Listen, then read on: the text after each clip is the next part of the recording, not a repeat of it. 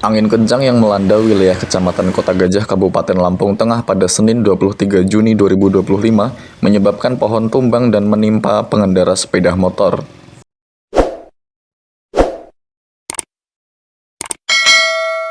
Inilah video amatir yang memperlihatkan warga setempat berusaha mengevakuasi korban yang tertimpa pohon di Jalan Ahmad Yani, Kecamatan Kota Gajah, sekira pukul 2 siang.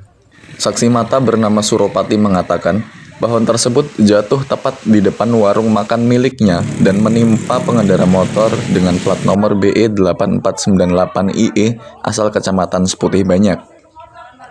Pohon itu tumbang menimpa korban dalam posisi terjepit di atas motor, dengan posisi kepala bagian belakang tertimpa pohon dan kepala bagian wajah menghantam setir sepeda motornya.